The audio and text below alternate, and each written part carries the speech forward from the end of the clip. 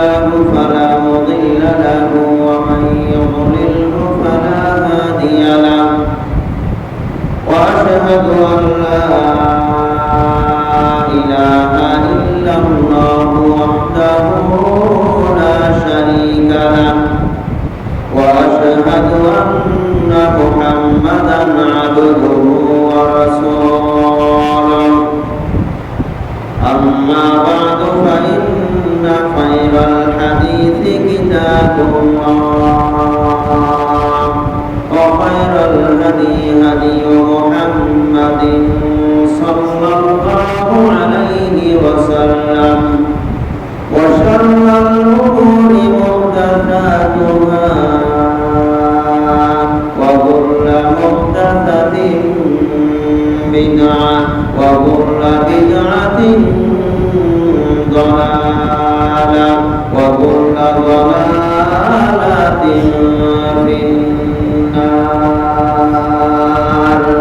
أعوذ بالله من الشيطان الرجيم. يا أيها الذين آمنوا اتقوا الله حق تقاته ولا تموتن إلا وأنتم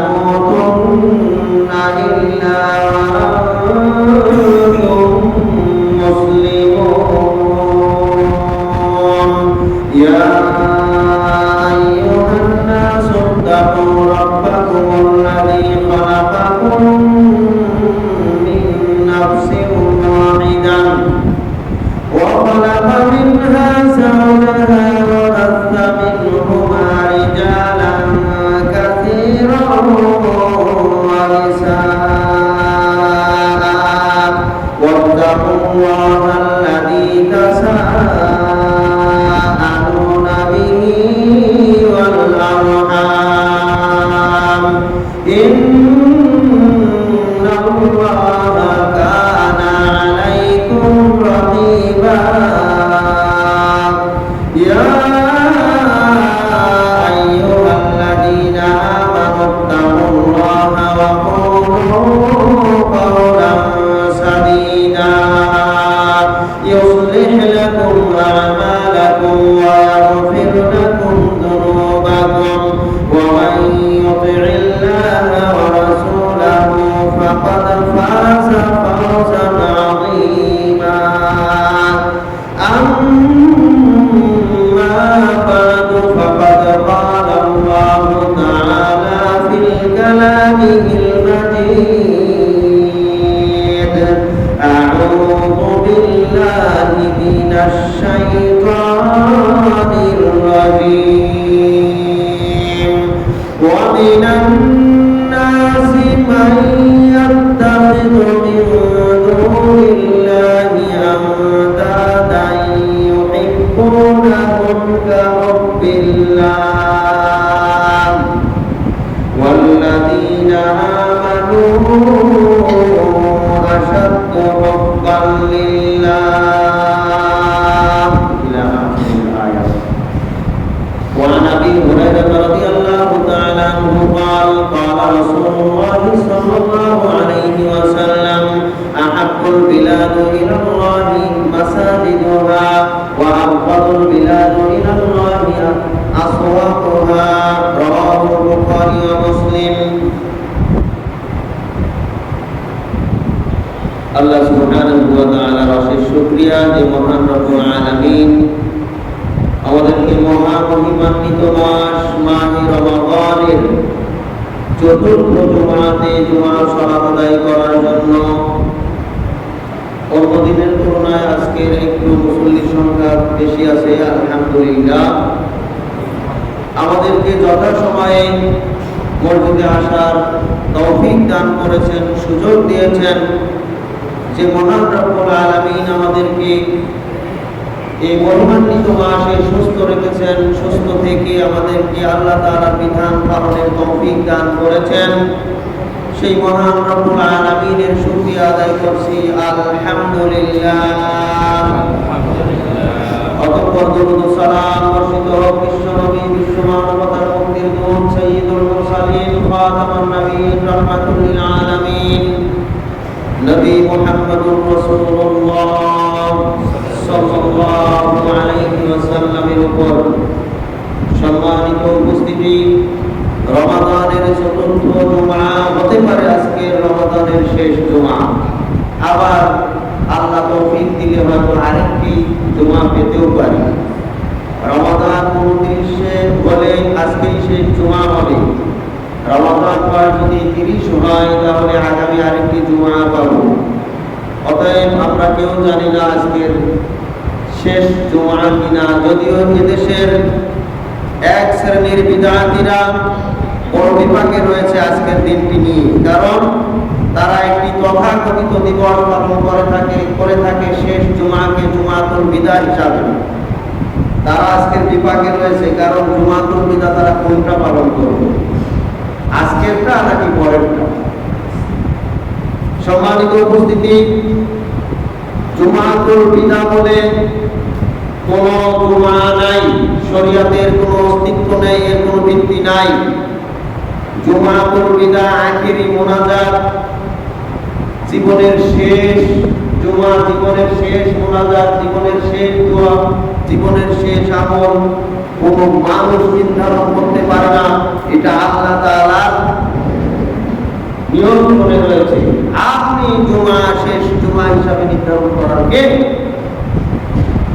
আপনাকে অনুমতি দিল জুমাতুল বিদা নাম দিয়ে বিদায়ী জুমা নাম দিয়ে আবার এই দিনটাকে দিবস পালন করবেন অতএব আল্লাহ তাআলা জুমাতুল বিদা দান করবেন সেই জুমাকে যেই জুমা দেখি আমরা অনুষ্ঠিত হবে যেই জুমা হবে পৃথিবীর শেষ জুমা তারপরে আর কোনো জুমা আসবে না ওই জুমাই হবে জুমাতুল বিদা বিদায়ী জুমা প্রত্যেক বছরে বছরে আবার বিদায়ী জুমা হয় কিভাবে আখেরি মুনাজাত আখেরি মুনাজাত মানে জীবনের শেষ মুনাজাত এগুলি হচ্ছে মানুষের মন গড়া এক একটা সিস্টেম বের করে নিয়েছে যার সাথে শরীয়তের কোনো ভিত্তি নাই আজকে জুমার এই বছরের এই রমাদানের শেষ জুমা মনে করেই আমরা আজকের আলোচনা করব তবে আরেকটি জুমা আমরা পেলে কখনো আলোচনা করার সুযোগ থাকবে ইনশাআল্লাহ আজকে যতটুকু পারি শেষ জুমা মনে করেই আমরা আলোচনা করব ইনশাআল্লাহ সুতরাং আজকের জুমাতে আলোচনার বিষয় আসবে শেষ দশকের গুরুত্ব ফিতরা ঈদ এই সমস্ত বিষয় কথা অল্প বলতে হবে বেশি বলা যাবে না অতএব আমরা মূল আলোচনায় ফিরে আসি রমাদানের শেষ দশক সবচাইতে গুরুত্বপূর্ণ অথচ আমরা অধিকাংশ মানুষ এই শেষ দশককে গুরুত্ব দিতে জানলাম না বুঝলাম না রমাদানের শেষ দশকে ইতিকাফের গুরুত্ব অনেক অনেক অনেক গুণ বেশি অথচ আমরা এই রমাদানের শেষ দশকের ইতিকাফের গুরুত্বই বুঝলাম না রমাদানের শেষ দশকের প্রত্যেকটি বেজোড় রাত সারা রাত ইবাদত করার গুরুত্ব অনেক বেশি কিন্তু আমরা অধিকাংশ মানুষ এই শেষ দশকের বেজোড় রাতগুলিতে সুযোগ থাকা সত্ত্বেও দিব্যি ঘুমিয়ে কাটাচ্ছি অথচ আমি আমার চাকরি বাঁচানোর জন্য কত রাত জাগরণ করলাম আমি আমার ব্যবসা টিকিয়ে রাখার জন্য কত রাত জাগরণ করছি আমার নেতার জন্য রাত জাগরণ করছি নির্বাচনের জন্য রাত জাগরণ করছি দুনিয়াতে কোনো স্বার্থ হাসিলের জন্য এমনকি 100-200 টাকার জন্য সারা রাত জাগানো অভিজ্ঞতা আছে কত বিনোদন নাইট ক্লাবে হাজার হাজার লক্ষ মানুষ রাত্রি জাগরণ করে গান বাজনা সিনেমা নাটক এগুলো নিয়ে মানুষ কত রাত জাগরণ করে বিবাহের অনুষ্ঠান গায়ে হলুদ ইত্যাদি নোংরামি অনুষ্ঠানকে কেন্দ্র করে কত মানুষ রাত জাগরণ করে অথচ আমরা আল্লাহর জন্য আল্লাহর সন্তুষ্টির জন্য আল্লাহ রাসূলের একটি গুরুত্বপূর্ণ সুন্নাত আল্লাহ রাসূলের একটি গুরুত্বপূর্ণ সুন্নাতকে জীবিত রাখার জন্য মাত্র 5 রাত জাগরণ করব, এই সৌভাগ্য অধিকাংশ মানুষের আজও পর্যন্ত হলো না। নাউযুবিল্লাহ। আল্লাহ তাআলা আমাদেরকে হেদায়েত দান করুন। আমিন। আল্লাহ তাআলা আমাদেরকে ইসলামের সঠিক বুঝ দান করুন। কত কষ্ট, কত পরিশ্রম আমরা দুনিয়ার জন্য করি, কিন্তু আল্লাহর জন্য 5 রাত্রি একটু ইবাদত করব, এই সৌভাগ্যটুকু আমাদের হলো না। এটা হচ্ছে আমাদের জন্য বড় দুর্ভাগ্যজনক বিষয়। সম্মানিত উপস্থিতি, আল্লাহ সুবহানাহু ওয়া তাআলা বলেন, ওয়া মিনান নাসি মান ইয়াত্তাখিযু মিন দুনিল্লাহি আনদাদা। মানুষের মধ্যে এমন কত মানুষ আছে যারা আল্লাহকে বাদ দিয়ে, আল্লাহর বিধানকে বাদ দিয়ে, আল্লাহর নির্দেশকে বাদ দিয়ে অন্যদের ইবাদত নিয়ে ব্যস্ত আছে, অন্যদের ইবাদত করে, অন্যদেরকে ইলাহ রূপে গ্রহণ করে নিয়েছে, অন্যদের হুকুমকে তারা তাদের প্রধান হুকুম হিসাবে গ্রহণ করে নিয়েছে। আল্লাহর হুকুম বাদ দিয়ে মানুষের বা আল্লাহকে বাদ দিয়ে অন্যদেরকে তারা তাদের হুকুম পালন করার জন্য দিব্যি তারা রাত্রি জাগরণ করছে, কত কিছুই করে। আল্লাহকে বাদ দিয়ে নেতার জন্য সারা রাত জাগরণ করতে পারেন, আল্লাহকে বাদ দিয়ে নির্বাচনের জন্য সারা রাত জাগরণ করতে পারে, আল্লাহকে বাদ দিয়ে ব্যবসার জন্য সারা রাত জাগরণ করতে পারে, আল্লাহকে বাদ দিয়ে সারা রাত তারা চাকরির জন্য জাগরণ করতে পারে। আল্লাহ তাআলা বলেন, ইউহিব্বুনাহুম, তারা আল্লাহকে বাদ দিয়ে যার জন্য করছে তাদেরকে, এইগুলিকে তারা ভালোবাসে, কাফর বিল্লাহ, আল্লাহকে ভালোবাসার মতো। আসলে এইগুলি তারা আল্লাহর জন্য করা উচিত ছিল। আল্লাহর জন্য আল্লাহ তাআলা চাননি সারা বছরে কোনো রাত পুরা রাত আল্লাহর জন্য ইবাদত করবেন, এটা চাননি। আল্লাহ তাআলা চেয়েছেন শুধুমাত্র রমজানের শেষ দশকে আল্লাহর জন্য একটু ইবাদত করেন, এটা চেয়েছেন। সারা বছরের ভিতরে কোন রাত পরিপূর্ণ চাননি, চেয়েছেন মাত্র বিশ্ব নবীর ভাষায় সর্বশেষ 5টি রাত চেয়েছেন আল্লাহ তাআলা। 5টি রাত যেন আমরা আল্লাহর জন্য নিবেদন করি। কিন্তু ইউহিব্বুনাহুম কাহুব্বিল্লাহ, এই সমস্ত মানুষেরা কি করছে? অন্যের জন্য, অন্য কিছুর জন্য, দুনিয়ার জন্য, দুনিয়ার স্বার্থের জন্য, একটু সামান্য কিছু খাবারের জন্য, সামান্য কিছু পয়সার জন্য রাত্রি জাগরণ করছে, কিন্তু আল্লাহর জন্য জাগরণ করবে না। এরা আল্লাহকে ভালোবাসার মতোই তাদেরকে ভালোবাসে, যাদের জন্য তারা রাত্রি জাগরণ করে। والذين آمنوا أشد حبا لله, এটা আসলে ইমানদারদের কর্ম নয়। ইমানদারদের কর্মকাণ্ড এমন হতে পারে না আল্লাহর চাইতে অন্যদেরকে প্রাধান্য বেশি দিবে, এটা ইমানদারদের কর্ম নয়। বরং ইমানদারদের বৈশিষ্ট্য হচ্ছে والذين آمنوا, যারা ঈমান এনেছে, যারা সত্যিকার ইমানদার, আশাদ্দু হুব্বান লিল্লাহ, আল্লাহর ভালোবাসায় তারা সবচেয়ে মজবুত, সবচেয়ে শক্ত। সুবহানাল্লাহ।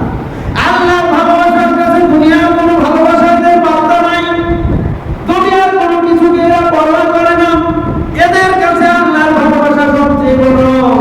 এজন্য আল্লাহর জন্য তারা 5 রাত দূরের কথা, 10 রাত দূরের কথা, আল্লাহর জন্য নিজের জীবনকেও দিতে পরোয়া করে না, পিছপা হয় না। সুবহানাল্লাহ। এটা হচ্ছে ইমানদারদের বৈশিষ্ট্য। আর আল্লাহর জন্য না করে দুনিয়ার জন্য যারা করে, এরা কোনো ইমানদার হতে পারেনি।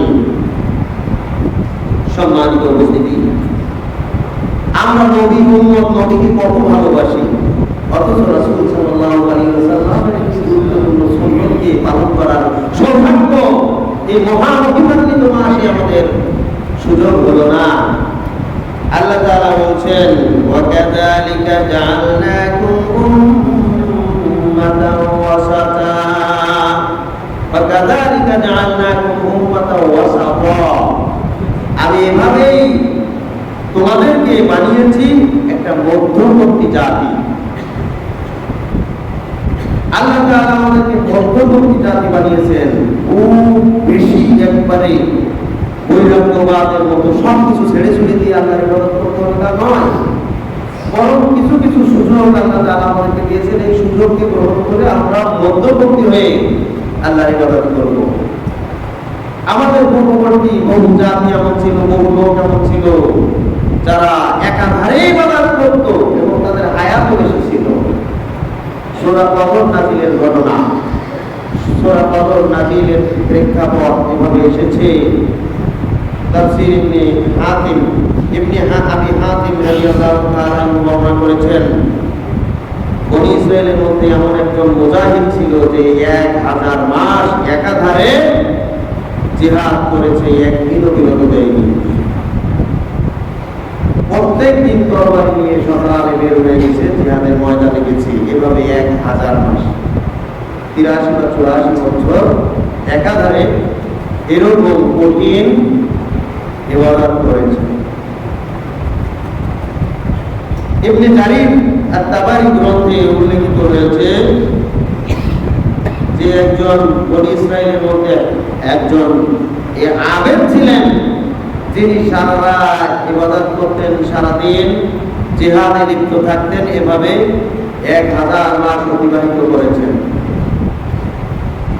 এছাড়াও রাসূল সাল্লাল্লাহু আলাইহি ওয়াসাল্লাম পূর্ববর্তী উম্মতের হায়াত সম্পর্কে আলোচনা করেছেন। তাদের হায়াত আমাদের চেয়ে বেশি ছিল, তাদের ইবাদত আমাদের চেয়ে অনেক বেশি ছিল। এই কথাগুলি শুনে সাহাবীরা খুব মর্মাহত হয়ে পড়লেন, আরে আমাদের হায়াত এত কম, আবার আমরা ইবাদত করতে পারি না বেশি, তাহলে আমাদের কি উপায় হবে? আল্লাহ সুবহানাহু ওয়া তাআলা এই ঘটনার প্রেক্ষাপটে সূরা কদর নাযিল করে এই উম্মতের জন্য সুসংবাদ দিলেন, হে বিশ্ব নবীর উম্মতেরা, তোমাদের চিন্তিত হওয়ার কোনো কারণ নাই, তোমাদের হতাশাগ্রস্ত হওয়ার কোনো কারণ নাই, দুঃখিত হওয়ার কোনো কারণ নাই। তোমাদের পূর্ববর্তী জাতিদের মধ্য থেকে যে সকল আবেদেরা 83-84 বছর একাধারে ইবাদত করে যা সব পেয়েছে, যা নেকি পেয়েছে, আমি তোমাদেরকে যদি একটু সুযোগ তোমরা নিতে চাও, গ্রহণ করতে পারো, তাহলে ওই একটু সুযোগের বিনিময়ে, একটু পরিশ্রমের বিনিময়ে, একটু রাত্র জাগরণের বিনিময়ে আমি তোমাদেরকে ওই 84 বছরের সমান নেকি এক রাত্রিতে দান করবো। সুবহানাল্লাহ।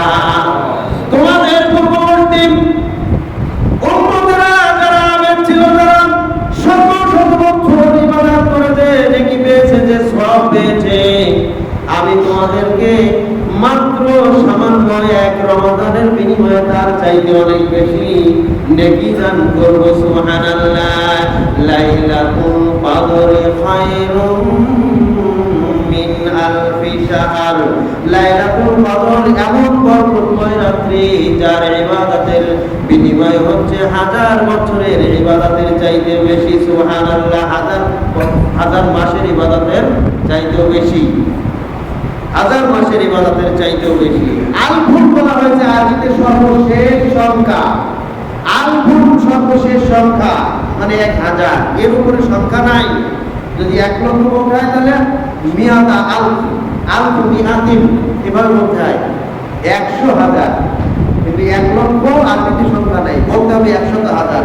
100 আরবিতে মিয়াত, আর 1000 আরবি হচ্ছে আলফুল মিয়াতা আলফ বা আলফ মিয়াতিন, এইভাবে বলতে হবে।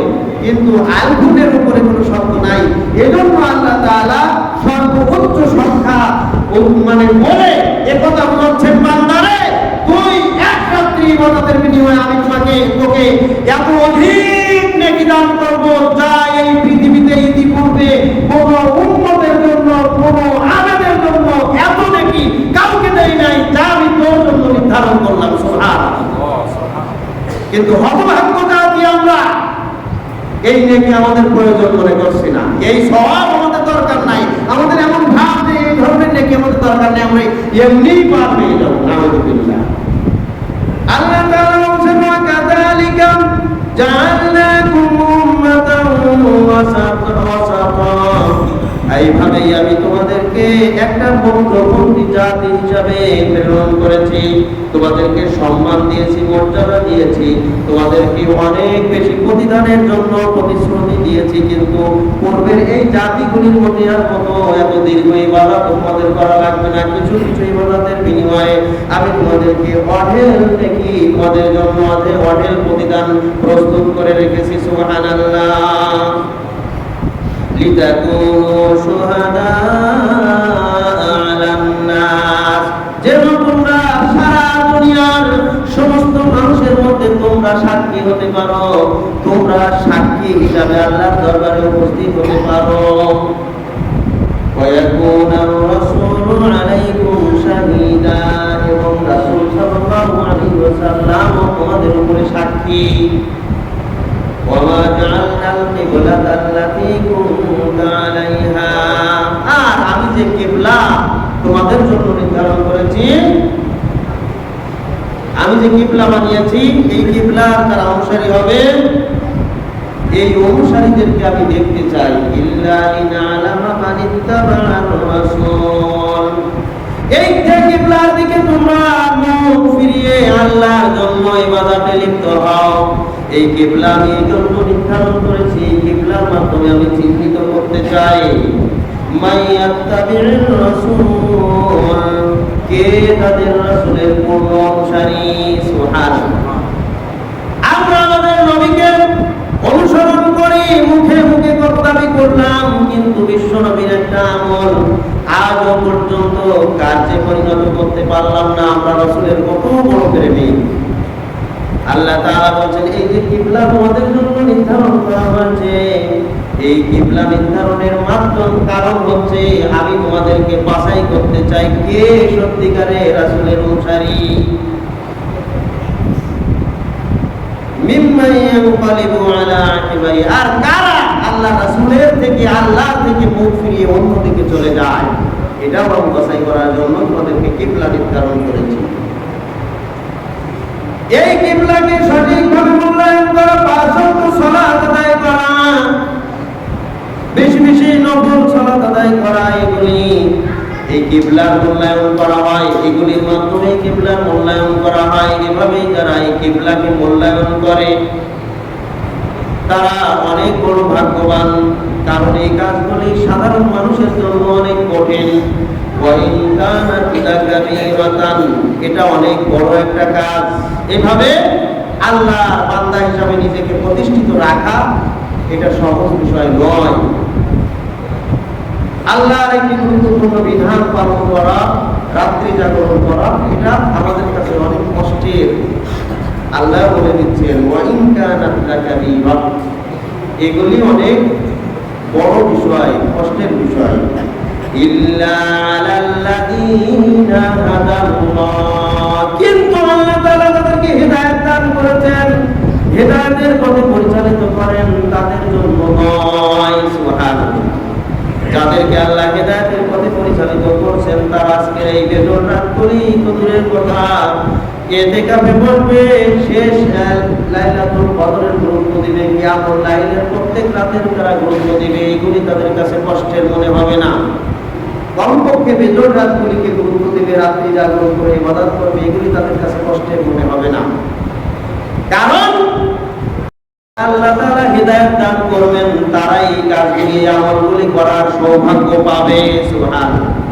যাদেরকে আল্লাহ তাআলা, যাদের অন্তরে কোনো বক্র রেখেছেন, যাদের অন্তরে কোনো হেদায়েতের পথে আসতে পারেনি, তাদের কাছে অনেক কষ্টের মনে হবে, তাদের কাছে এটা, এই সুযোগ তারা গ্রহণ করার প্রয়োজন মনে করবে না, কারণ তাদের অন্তরটা এখনো পাকা রয়েছে, বক্র রয়েছে, তাদের কাছে অনেক কষ্টের মনে হবে, কঠিন মনে হবে। আল্লাহ তাআলা বলেন, ইল্লা আলাল্লাযীনা হাদাল্লাহ, যাদেরকে আল্লাহ তাআলা হিদায়াত করেছেন তাদের জন্য এটা অনেক সহজ ব্যাপার হবে। সুবহানাল্লাহ।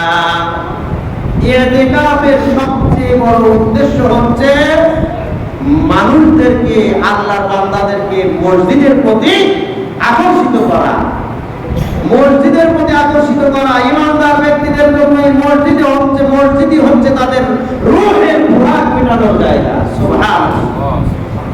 আমরা আমাদের এই দেহকে প্রতিষ্ঠিত খাদ্য খাবার খাই, এই খাদ্য খাবারের প্রতি আমাদের নিজেদের খাবারের প্রতি কত যত্নবান। আমাদের রূহেরও খোরাক দরকার, আর এই রূহের খোরাক জোগানোর সবচেয়ে উত্তম জায়গা হচ্ছে মসজিদ। সুবহানাল্লাহ।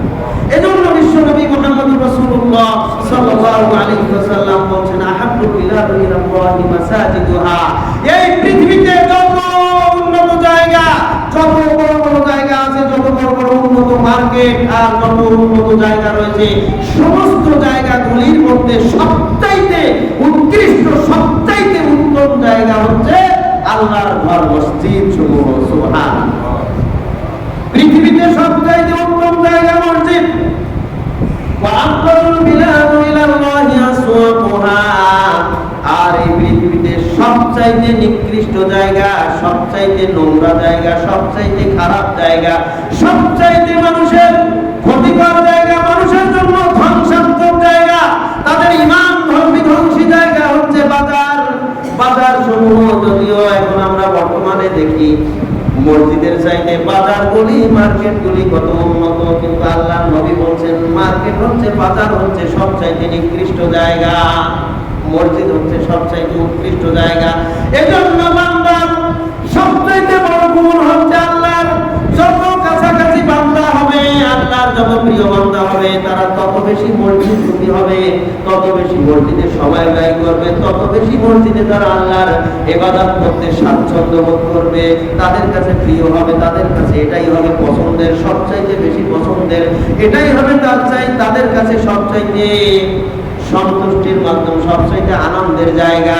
সুবহানাল্লাহ। এই জন্য রাসূল সাল্লাল্লাহু আলাইহি ওয়াসাল্লাম আরেক হাদিসে বলছেন, আবু হুরায়রা থেকেও বর্ণিত এই হাদিস, তিনি বলছেন কিয়ামতের দিনে আল্লাহ তাআলা 7 শ্রেণীর মানুষকে আরশের নিচে ছায়া দান করবেন। এই 7 শ্রেণীর এক শ্রেণী হবে ওয়ারাজুলুন কলবুহু মুআল্লাকুন ফিল মাসাজিদ। এমন ব্যক্তি যার অন্তর সব সময় টানা দেওয়া থাকবে মসজিদের দিকে, মসজিদে তাদের অন্তরটা টানা দেওয়া থাকবে। কখন মসজিদে যাব, আবার মসজিদ থেকে বের হওয়ার সময় অন্তর টানা দেওয়া থাকবে। জোহরের সময় আসবে, সালাত আদায় করবে, আসরের জন্য অন্তর টানা দেওয়া থাকবে। আল্লাহর নবী বলছেন যে রাজুলুন কলবুহু মুআল্লাকুন ফিল মাসাজিদ ইযা ফারাদা মিনহু হাত্তা ইয়াউদা ইলাইহি। যখনই মসজিদ থেকে তারা বের হবে, তখন আরাকাতের জন্য তাদের অন্তর মসজিদের দিকে টানা দেওয়া থাকবে, যে কখন আমার মসজিদে আসবো, কারণ মসজিদে আসতে হবে, সালাত আদায় করতে হবে, আবার পাশাপাশি তাদের দুনিয়াবি প্রয়োজন মেটানোর জন্য বাইরে যেতে হবে। আল্লাহ তাআলা বলছেন ফাইদা কুদিয়াতিস সালাতু ফান্তাশিরু ফিল আরদ। যখন তোমরা সালাত সম্পন্ন করো, তোমাদের সালাত শেষ হয়ে যায়, তখনই তোমরা জমিনে ছড়িয়ে পড়ো। জমিনে ছড়িয়ে পড়ো কি জন্য? তোমাদের রিজিক তালাশ করো। ওয়াবতাগু মিন ফাদলিল্লাহ। আল্লাহর পক্ষ থেকে যে রিজিকের ব্যবস্থা রাখা হয়েছে সেগুলি তোমরা তালাশ করো। ওয়াযকুরুল্লাহ। আর আল্লাহকে স্মরণ করো। কাসীরান, অধিক হারে আল্লাহকে স্মরণ করো। সব অবস্থায় আল্লাহ জিকির তোমাদের মেধায় ব্রেনে রেখে দাও, তোমাদের মুখে রেখে দাও, জারি করে দাও। আর তোমরা সালাত সমাপ্ত হলে বাইরে যাও, রিজিক অন্বেষণ করো। এটাও আমাদের কাজ, এটাও আমাদের ইবাদত। অতএব আমি বাইরে যাব, একজন ইমানদার বাইরে যাবে, কিন্তু তার অন্তর থাকবে মসজিদের প্রতি, কারণ এটা হচ্ছে তার রূহের খোরাক। বাইরে যাচ্ছে, এটা তার শারীরিক খোরাক মেটানোর জন্য, শরীরের খোরাক মেটানোর জন্য, খাদ্য খাবার যোগান দেওয়ার জন্য, কিন্তু খাদ্য খাবারের চাইতে রূহের খোরাক মেটানো সবচেয়ে বড় প্রয়োজন। এই জন্য একজন ইমানদার ব্যক্তির মসজিদের প্রতি টানা দেওয়া থাকবে, মনটা যে কাজেই থাক না কেন তার অন্তর টানা দেওয়া থাকবে মসজিদের প্রতি। সুবহানাল্লাহ। একটা রুই মাছ, তার বাঁচার জায়গা হচ্ছে পানি। রুই মাছটাকে ধরে যদি স্বর্ণের বোলের ভিতরে রাখেন, রুই মাছ এই স্বর্ণের বোল চিনবে না, স্বর্ণের গামলা চিনবে না, স্বর্ণের গামলার কোনো প্রয়োজন নাই। স্বর্ণের গামলার ভিতরে রাখছেন, তারপর রুই মাছ মনে মনে বলতে থাকবে, বাবারে তোর এই স্বর্ণের গামলা আমার কোনো প্রয়োজন নাই, আমার তাড়াতাড়ি একটু পানির ব্যবস্থা কর। ওই পানি হচ্ছে আমার বাঁচার জায়গা। বিরাট বেশি পানির দরকার নাই, অনেক বড় নদী সাগরের পানির দরকার নাই, বিরাট পুকুরের স্বচ্ছ পানিরও দরকার নাই, একটু ছোট গাঁথা হোক, গর্ত হোক, তার ভিতরে একটু খোলা পানি হোক, তাও হোক, অন্তত সেখানে হলেও ছেড়ে দিয়ে আমি একটু প্রাণে বাঁচি, প্রাণে বাঁচতে চাই। ইমানদারদের মন যতদিন এরকম মন না হবে, আমাকে তাড়াতাড়ি সোজা আমি মসজিদে যাই, মসজিদে হচ্ছে আমার রুহের খোরাকের জায়গা। রুই মাছ যেমন পানি ছাড়া বাঁচতে পারে না, সে পানি তালাশ করে, তাড়াতাড়ি আমাকে একটু হলেও পানির ব্যবস্থা কর, আমি যে মরে গেলাম। যেই মুসলমান যতদিন পর্যন্ত এই বুঝ তাদের অন্তরে না আসবে, তাড়াতাড়ি আমাকে ছেড়ে দিয়ে আমি মসজিদে যেতে চাই, মসজিদে হচ্ছে আমার রুহের খোরাক, ততদিন পর্যন্ত বুঝতে হবে এই মুসলমান এখনো পর্যন্ত হেদায়েত পায় নাই। নাউযুবিল্লাহ। অতএব আপনি আমি কলকাতায় আছি, কোথায় আছি একটু বিবেচনা করে দেখুন, চিন্তা করে দেখুন। এই রমাদানের শেষ দশকের সবচেয়ে বড় উদ্দেশ্য হচ্ছে, ইতিকাফের সবচেয়ে বড় উদ্দেশ্য হচ্ছে আল্লাহর বান্দাদেরকে সত্যিকার অর্থে মসজিদমুখী করা। কিন্তু আমরা চাইলাম না, আমরা নিজেরা চাই না। এই জন্যই তো এই জুমার দিনে অর্ধেকের আর মাত্র কয়েক মিনিট সময় বাকি আছে, কিন্তু মসজিদের অর্ধেক ধরেছে, অর্ধেক ভরে নাই, আরো খালি আছে। দেখা যাবে ঠিক জামাত শুরু হওয়ার 1-2 মিনিট আগে মসজিদে একবারে ওই শেষে এসে মুসল্লি, দাঁড়ানো মুসল্লির অভাব নাই। জামাতে দাঁড়ানোর সময় বাইরে 3-4 কাতার ধরেও আরো উপরে যাবে, কত কাহিনী।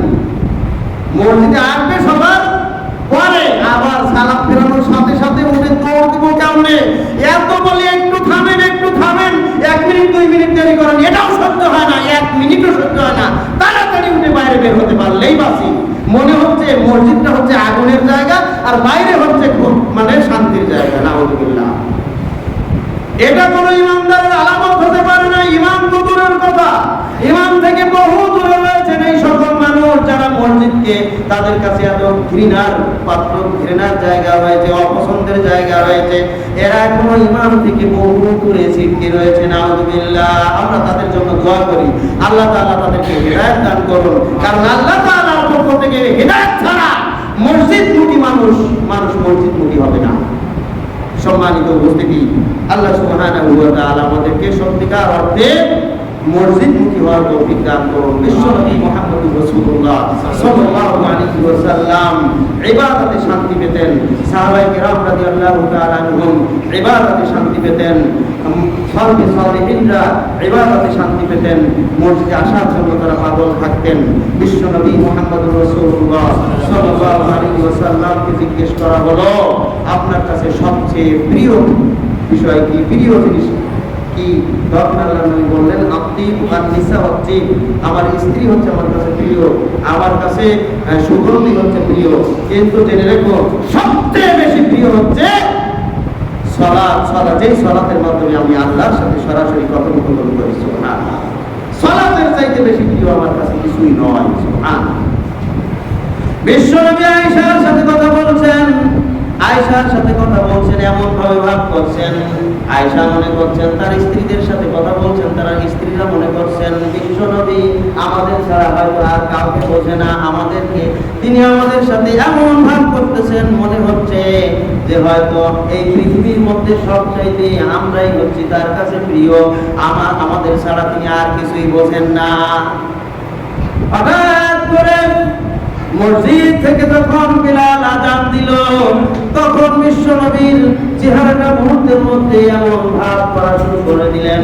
আয়েশা বলতেছেন, আযান হওয়ার আগে যেই নবী আমাদের ছাড়া আর কাউকে চিনতেন না, আমাদের সাথে হাসি ঠাট্টা করতেছেন, কথাবার্তা বলতেছেন, কিন্তু যখনই আযান হলো তখন আমাদের সাথে কথা এমন ভাবে বলা শুরু করে দিয়েছেন, এখন মনে হচ্ছে তিনি আমাদেরকে চিনতেই পারছেন না। সুবহানাল্লাহ। কারণ হলো এতক্ষণ পর্যন্ত আমরা তার স্ত্রী, তার কাছে সবচেয়ে প্রিয় ছিলাম, এই জন্য আমাদের সাথে খুব গল্পে লিপ্ত ছিলেন, কিন্তু এখন তিনি আমাদের সাথে কথোপকথন বাদ দিয়ে এমন সত্তার সাথে কথা বলার জন্য প্রস্তুতি নিচ্ছেন, তার সাথে কথা বলতে তিনি চলে যেতে চান। এই যে আমাদের সাথে এখন কথা বলার তার আর কোনো প্রয়োজন তিনি অনুভব করছেন না, এমনকি চিনতেই পারছেন না। সুবহানাল্লাহ। তিনি রবের সাথে কথা বলার জন্য ব্যস্ত হয়ে গেছেন, এজন্য তিনি এখন আমাদের থেকে কিভাবে পালাবেন এই চিন্তা চিন্তা করতেছেন। সুবহানাল্লাহ, এটা হচ্ছে সালাতের দিকে আকর্ষণ। বিশ্বনবী সারাদিন ব্যস্ত থাকতেন। এই কঠিন ব্যস্ততার মধ্যে অনেকগুলি দায়িত্ব ইতিপূর্বে আমরা আরো বলেছি যে কত দায়িত্ব ছিল আল্লাহ রাসূলের উপরে। এই এতগুলি দায়িত্ব পালন করতে করতে অতিষ্ঠ হয়ে যেতেন, তিনি শান্তির জায়গা খুঁজে নিতেন সালাতকে। সুবহানাল্লাহ, এজন্য মাঝে মাঝে তিনি দুনিয়াবি এই সমস্ত দায়িত্ব পালন করতে যেয়ে হাঁপিয়ে উঠতেন আর সূর্যের দিকে তাকাতেন কখন সালাতের ওয়াক্ত হয়ে যায়। সালাতের ওয়াক্ত হওয়ার সাথে সাথেই বিলালকে ডাক দিতেন। বিলালকে ডাক দিয়ে বলতেন, আরিফনা বিসসালাতি ইয়া বিলাল, আরিফনা বিসসালাতি ইয়া বিলাল। হে বিলাল, তুমি সালাতের আয়োজনের মাধ্যমে আমার রূহের খোরাকের ব্যবস্থা করো। সুবহানাল্লাহ, আমার আত্মার প্রশান্তির ব্যবস্থা করো। সুবহানাল্লাহ। সম্মানিত উপস্থিতি, এই সালাত হচ্ছে ইমানদারদের রূহের খোরাক যোগানোর মাধ্যম, এবং এই মসজিদ হচ্ছে সবচাইতে পবিত্র জায়গা, সবচাইতে উত্তম জায়গা। এই মসজিদমুখী হওয়ার জন্য আমাদেরকে যে সকল কর্মসূচি এগুলি গ্রহণ করতে হয়, বিশেষ করে এই রমাদানের শেষ দশক হচ্ছে আমাদেরকে মসজিদমুখী করার একটা কর্মসূচি। এই কর্মসূচি অবশ্যই আমাদেরকে গ্রহণ করতে হবে। আল্লাহ সুবহানাহু ওয়া তাআলা আমাদেরকে অন্তরের প্রশান্তি দান করেছেন তার হুকুম পালনের মাধ্যমে। দুনিয়াতে আমরা যাই কিছু করি না কেন, যত সুন্দরভাবে আমরা চলার চেষ্টা করি, যত অর্থ সম্পদ গাড়ি বাড়ি থাক না কেন, যত খাদ্য খাবার উন্নত মানের খাদ্য খাবার খাই না কেন, দুনিয়াতে যত প্রশান্তির জন্য আমরা যত সুন্দর বাসস্থানের ব্যবস্থা করি না কেন, আমরা দুনিয়াতে পরিশ্রম করলে এগুলি পেতে পারি। কবি একটা কথা বলেছেন, পরিশ্রমে ধন আনে, পুণ্যে আনে সুখ। পরিশ্রমের মাধ্যমে দুনিয়াতে সম্পদ অর্জন করা যায়, পরিশ্রমের মাধ্যমে দুনিয়াতে গাড়ি বাড়ি অট্টালিকা করা যায়, পরিশ্রমের মাধ্যমে মানুষ মনে করে নিতে পারে আমি শান্তির মাধ্যম হিসাবে এগুলি অর্জন করতে পারে, কিন্তু প্রকৃত শান্তি তারা পাবে না। শান্তি আসবে কিসে? পুণ্যে আনে সুখ। পুণ্য করতেই হবে আপনাকে, আল্লাহর বিধান পালন করতেই হবে, আপনাকে মসজিদে আসতে হবে, সালাত আদায় করতেই হবে, আপনাকে বেশি বেশি কিয়ামুল লাইল আদায় করতে হবে, বেশি বেশি ইবাদত করতে হবে, নফল ইবাদত করতে হবে, তাহলেই আপনি শান্তি পাবেন। পুণ্যে আনে সুখ, পুণ্যের মাধ্যমেই সুখ আসবে। দুনিয়াতে এই অর্থ সম্পদ আপনাকে সুখ দিতে পারবে না। আলস্য দারিদ্র আনে, পাপে আনে দুঃখ। আর যত অলসতা আসবে তত আপনার ঘিরে ধরবে। আলস্য দারিদ্র আনে, যারা যত বেশি অলস, যারা যত বেশি ঘুমায়, যারা যত বেশি অযথা সময় নষ্ট করে, এদেরকে দরিদ্র, এদেরকে গ্রাস করবেই করবে। আর পাপে আনে দুঃখ, পাপ করবেন দুঃখ আপনাকে আসবে। আপনি পাপ করলে দুনিয়াতে দুঃখিত হবেন, কষ্টে থাকবেন, পরকালেও কষ্ট থাকবেন। এটা হচ্ছে পাপের ফল। নাউযুবিল্লাহ। আল্লাহ তাআলা বলছেন, আল্লাযীনা আমানু ওয়া তাতমাইন্নু কুলুবুহুম বিযিকরিল্লাহ। যারা আল্লাযীনা আমানু, যারা ঈমান এনেছে, তাদের জন্য অন্তরের প্রশান্তির মাধ্যম হচ্ছে আল্লাহর জিকির, আল্লাহর বিধান। সুবহানাল্লাহ। আল্লাযীনা আমানু, যারা ঈমান এনেছে, যারা ঈমানদার, তাতমাইন্নু কুলুবুহুম বিযিকরিল্লাহ, তাদের অন্তর প্রশান্তি লাভ করে, অন্তরের প্রকৃত সুখ তারা অনুভব করে বিযিকরিল্লাহ, আল্লাহর জিকিরের মাধ্যমে, আল্লাহর বিধান পালনের মাধ্যমে। সুবহানাল্লাহ। আলা বিযিকরিল্লাহি তাতমাইন্নুল কুলুব। জেনে রেখো যে প্রকৃত প্রশান্তি হচ্ছে আল্লাহর জিকিরের মধ্যে। সুবহানাল্লাহ। অতএব দুনিয়ার এই অর্থ সম্পদের মধ্যে, দুনিয়ার এই সমস্ত বিষয়ের মধ্যে শান্তি নাই। প্রকৃত শান্তি হচ্ছে আল্লাহর বিধান পালনের মধ্যে। সুবহানাল্লাহ। এজন্যই আমাদেরকে প্রকৃত সুখ খুঁজতে হবে, শান্তি খুঁজতে হবে এই মসজিদে এসে। এটাই হচ্ছে ইমানদারদের রুই মাছের পানির মতো, ইমানদারদের খোরাকের জায়গা হচ্ছে মসজিদ। সুবহানাল্লাহ। সম্মানিত উপস্থিতি, যাই হোক, আল্লাহ সুবহানাহু ওয়া তাআলা আমাদেরকে সত্যিকার অর্থে লাইলাতুল কদর তালাশ করার জন্য, এখন আছে সামনে 3টা রাত বাকি আছে এবং 7টা দিন বাকি আছে আমাদের সামনে। এই সময়কে, সর্বশেষ সময়কে যথাযথভাবে মূল্যায়ন করার তৌফিক দান করুন এবং সত্যিকার ইমানদার হওয়ার তৌফিক আল্লাহ সুবহানাহু ওয়া তাআলা আমাদেরকে দান করুন। আমিন। সম্মানিত উপস্থিতি, আমাদের সামনে যাকাতুল ফিতরের সময় আসতেছে। যদিও অনেকে ফিতরা দেওয়া শুরু করেছেন, কিন্তু আমাদেরকে জানতে হবে, বুঝতে হবে, আমরা প্রয়োজনে ফিতরা চাউল কিনে ঘরে রেখে দেই, সময় আসলে দেবো। আগে থেকে জমা নয়, আগে থেকে ঘরে রাখেন, আপনি ঘরে জমা করেন। আগে থেকে প্রস্তুতি গ্রহণ করেন, ঘরে জমা করেন, তারপরে যখন বলা হবে এখন মসজিদে নিয়ে আসেন, তখন থেকে আপনি মসজিদে নিয়ে আসেন। এ প্রসঙ্গে আব্দুল্লাহ ইবনে ওমর রাদিয়াল্লাহু তাআলা বলেন, ফারাদা রাসূলুল্লাহ সাল্লাল্লাহু আলাইহি ওয়াসাল্লাম, রাসূল সাল্লাল্লাহু আলাইহি ওয়াসাল্লাম ফরজ করেছেন যাকাতুল ফিতরি সাম মিন তামারিন, যাকাতুল ফিতর ফিতরা ফরজ করেছেন সাম এক সা পরিমাণ মিন তামারিন খেজুর, আও সাম মিন সাইরিন অথবা এক সা পরিমাণ জব, আলাল আবদি ওয়াল হুররি যারা স্বাধীন এবং যারা পরাধীন তাদের উপরে, ওয়াযাকারি ওয়াল উনসা যারা পুরুষ যারা নারী সবার উপরে, ওয়াসগীরি ওয়াল কাবীর যারা ছোট যারা বড় সবার উপরে, মিনাল মুসলিমিন মুসলিমদের মধ্য থেকে, ওয়া আমারা বিহা এবং তিনি এটাকে নির্দেশ দিয়েছেন আত্মহাত্তি আদায় করার ব্যাপারে, ক্বাবলা খুরুজিন নাসি ইলা সালাত মানুষ যখন ঈদের সালাত আদায় করতে যাবে তার পূর্বেই আদায় করার নির্দেশ দিয়েছেন। সহিহ বুখারী হাদিস নম্বর 1503। দুই নম্বর হাদিস আন আব্দুল্লাহ ইবনে আব্বাস রাদিয়াল্লাহু তাআলা বলেন, আব্দুল্লাহ ইবনে আব্বাস রাদিয়াল্লাহু তাআলা থেকে বর্ণিত তিনি বলেন, ফারাদা রাসূলুল্লাহ সাল্লাল্লাহু আলাইহি ওয়াসাল্লাম যাকাতুল ফিতরি, রাসূল সাল্লাল্লাহু আলাইহি ওয়াসাল্লাম ফরজ করেছেন ফিতরার যাকাত অর্থাৎ ফিতরা, তুহরাতান লিস-সাইমি মিনাল লাগবি ওয়ার রাফাস সায়েম ব্যক্তির যত ভুল ভ্রান্তি আছে, যত ত্রুটি আছে, এই ত্রুটি থেকে মুক্ত করার জন্য কিসের ব্যবস্থা? ফিতরার ব্যবস্থা। সায়েম ব্যক্তির যত ভুল ত্রুটি আছে, মিথ্যাজনিত পাপ, বিপদজনিত পাপ, এই ধরনের মানে কথার মাধ্যমে ফাহিশা কথা বা কথার মাধ্যমে কোনো অপ্রয়োজনীয় কথা বলেছে, এর জন্য তার সিয়াম ত্রুটিপূর্ণ হয়েছে, অথবা এমন কোন কাজ করেছে যে কাজের কারণে তার সিয়াম ত্রুটিপূর্ণ হয়েছে, এই ত্রুটি থেকে তাকে পবিত্র করার জন্য তাকে ফিতরার নির্দেশ দেওয়া হয়েছে। সুবহানাল্লাহ। এক নম্বর উদ্দেশ্য লিস-সাইমি মিনাল লাগবি ওয়ার রাফাতি, এটা এক নম্বর উদ্দেশ্য। দুই নম্বর ওয়া তুমাতাল লিল মাসাকিন মিসকিনদের খাদ্যের ব্যবস্থা করার জন্য ফিতরার নির্দেশ দেওয়া হয়েছে। ফিতরার দুইটা উদ্দেশ্য। এক নম্বর উদ্দেশ্য আপনার সিয়ামের ত্রুটিকে ত্রুটি থেকে পবিত্র করার জন্য। দুই নম্বর উদ্দেশ্য হচ্ছে সমাজের যারা মিসকিন রয়েছে এই মিসকিনদেরকে খাদ্যের যোগান দেওয়ার জন্য, তাদের খাদ্যের অভাব দূর করার জন্য এই ফিতরার ব্যবস্থা। মান আদাহা ক্বাবলা সালাত ফাহিয়া যাকাতুন মাকবুলাহ, যে ব্যক্তি সালাত ঈদের সালাত আদায়ের পূর্বে আদায় করবে তার এই যাকাত এই ফিতরাকে কবুল করা হবে। ওয়ামান আদাহা বাদা সালাত ফাহিয়া সাদাকাতুন মিনাস সাদাকাত, আর যে ব্যক্তি ঈদের সালাত আদায়ের পরে আদায় করবে তার এটা সাধারণ সাদাকা হবে, কিন্তু ফিতরা হবে না।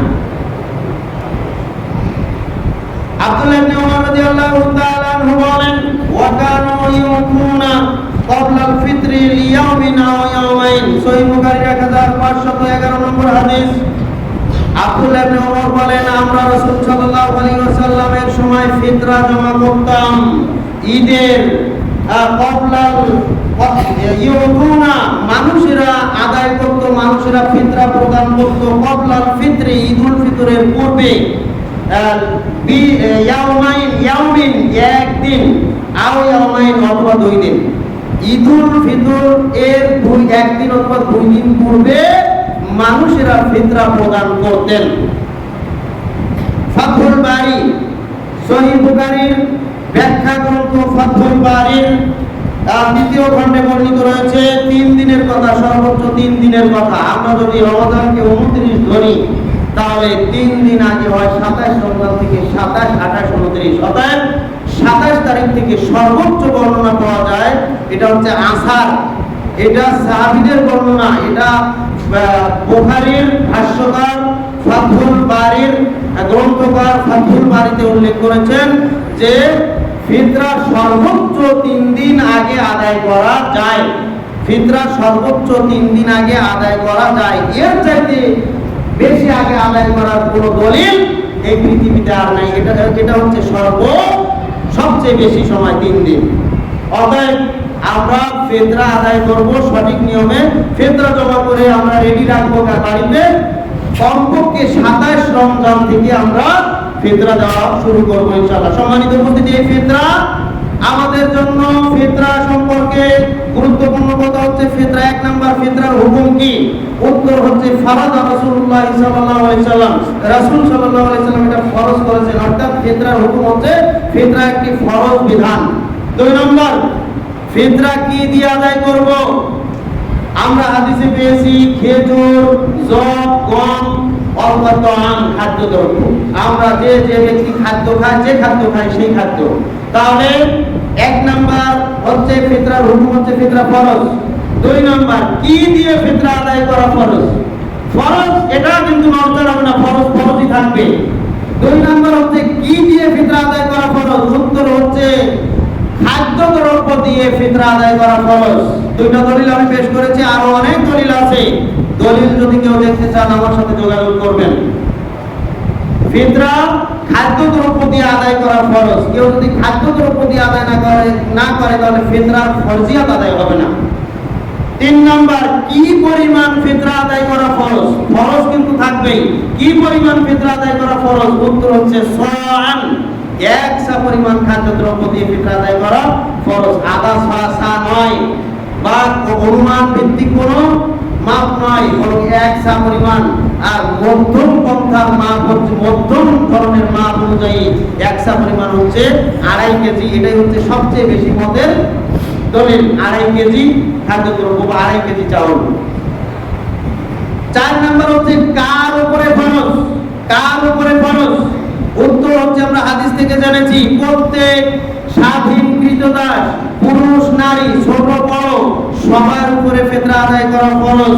তবে এর ব্যাখ্যায় ফাতহুল বারীতে 3য় খণ্ডের 432 পৃষ্ঠায় রয়েছে, এক নাম্বার, যার পরিবারে একদিনের খাদ্য মজুদ আছে তার উপরে ফিতরা আদায় করা ফরজ। ফাতহুল বারীতে আরেকটি মত পাওয়া যায়, মাথা পিছু এক সা পরিমাণ খাদ্যদ্রব্য যারা দিতে সক্ষম তাদের উপরে ফিতরা আদায় করা ফরজ। অতএব আমাদের এখানে যারা উপস্থিত, আমি আশা করি যে প্রত্যেকের জন্য ফিতরা আদায় করা ফরজ। অতএব আমরা ফিতরাকে যথা নিয়মে প্রদান করবো ইনশাআল্লাহ। সময় শেষ হয়ে গেছে। ঈদুল ফিতর সম্পর্কে কিছু কথা বলার প্রয়োজন ছিল, তো এটা আমরা পরবর্তীতে আলোচনা করবো ইনশাআল্লাহ। আল্লাহ সুবহানাহু ওয়া তাআলা আমাদেরকে এই রমাদানের শেষ দশকের মূল্যায়ন করার তৌফিক দান করুন এবং ফিতরাকে সঠিকভাবে আদায় করার তৌফিক দান করুন। ফিতরার যে দুইটি উদ্দেশ্য রয়েছে, এই